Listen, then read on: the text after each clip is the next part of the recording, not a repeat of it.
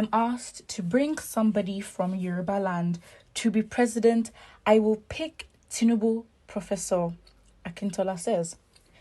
Professor Banji Akintola, a leader of the Yoruba Self-Determination Group, Ilana Omo Odua, has said he would support the candidacy of the All Progressives Congress, APC, presidential candidate Asiwaju Bola Ahmed Tinubu. Professor Akintola was asked a question by a journalist working with Punch if he would support the candidacy of Tinubu. Professor Akintola said, I was asked to bring somebody from Yoruba land to be president of Nigeria. Of course, I would go for Bola Tinubu, but the time is not right. People are killing our people in large numbers. The professor is a staunch advocate for the actualization of a Yoruba nation. But it came as a surprise that he also said he would have chosen Tinubu among the other politicians in the entire Southwest. Not the wrong timing. This is a signal that Tinubu is respected by him, probably because of his achievements in politics, not because of their relationship. Tinubu has not been seen in the open supporting the Yoruba Nation agenda, which makes many people surprised about the professor's support for him.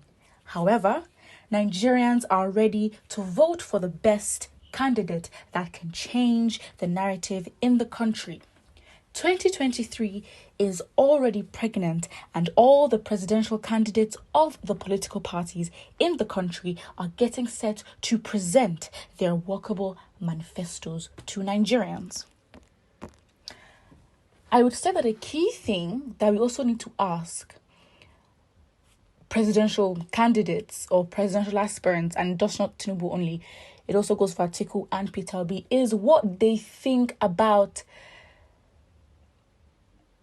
regional actualization movement. So what I mean by, of course, with Ilana Omodua, with Biafra, with certain Ijo movement as well. You know, these regions that want to achieve self-actualization, where they actually are a country that that have ownership of their own resources, and basically goes back to the times prior to Nigeria's colonization and then amalgamation of all sections of Nigeria. So it's a thing where, okay, fine, if we asked these, presidential aspirants, it'll be interesting to see their views on it, because it's a thing where, for example, right now, we don't see Biafra commenting on Peter Obi as much. I have not seen so. I have not seen where they comment on Peter Obi and are against him or are not against him, or a thing where, the Biafra movement would say, oh, Peter Obi is one of us, yet, he wants to go for presidency. Can we trust him? Actually, it's been pretty smooth. And this then brings the question that if things were actually right, then there should be nothing that should divide the country. Why? Why should the country be divided? At the end of the day, it's like we have to birth a positive situation after the fact that we've been colonized. Yes, we've been colonized. Where we are, the regions that are there today, even in West Africa, we don't know if some regions should be bigger or should be smaller. The fact is, we have come this far. We might as well just stand as one, and we are so strong together than apart. So it's a thing where if things were actually right and things were going good, then there would be the divisions that we have would literally not exist, because it wouldn't be a thing where people are desperate to make sure their regions are fine and can actually survive. It would be a thing where, as a whole country, we want to survive together, and realize our own sovereignty, I guess, together as well. But this, again, taking my personal opinion about what this professor has said, he didn't really go into much detail as to why he would choose Tinubu at the end of the day. He says, I would go for Bola Tinubu, but the time is not right. Then what time is right? Because with Tinubu, he doesn't, he's literally at what some may say as a retireable age. So, it doesn't say anything. And I think the article is kind of is stretching it, is getting a far reach by saying this is a signal that Tinubu is respected by him because of his political achievements, not because of the relationship, which is like, okay, let us be honest. When we talk about efficiency, when we talk about results, not just you having the power to change moves and put people in place and remove people. That's not where the power is. That does not show your achievement as someone who's been in politics. Because if we were really to go by political achievement, like, apart from Tinubu being governor and obviously with the history in law, I don't know what you can say about him.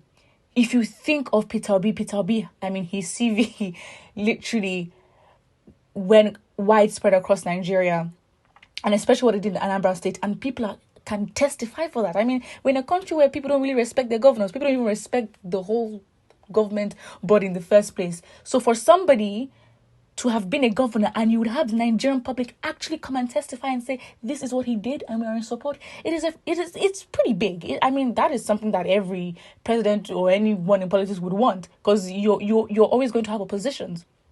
So in this case, it's a thing where it's like it's a bit of a far reach. I mean, if you're going to talk about Tinubu, what is the first thing that comes to your mind? You think, oh fine, godfatherism. He's somebody that has been in politics and has that aura where it's like, okay, fine, they give that domineering, okay, they may not be active, but in Lagos State, as some would say, holds the power in terms of putting people in office, having the connections, and making sure that things go his own way. I mean, again, he's a business person at the end of the day, so that's it. Someone here says Nigerians and haters are just gullible. Do I need primary and secondary school certificates to become a president? I have 2 degrees and no primary school certificate. Why? Okay, this doesn't even make sense. Someone says, why not pick your father to be president of the Yoruba nation? Okay. So he doesn't have a certificate, but he was governor for 8 years. And yet he's a banking and finance committee for the Senate. Okay, someone also says here, thank you, Professor, for being one of the most reasonable ones among the Southwesterners. Discredit Bola Tinubu and lose the presidency to northern Nigeria again, and Nigeria will continue in unbearable hardship.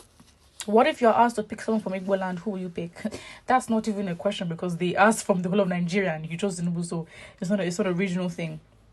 But I think, you know, there at this point in where we are in the elections, or the road to the elections, there's literally no point trying to look for other options. The only options we have from so many elections and whatever, we have Tinubu, Atiku, and Peter Obi. So yeah, that's pretty much what it is. Put what you think about this in the comment section below, and don't forget to like and subscribe.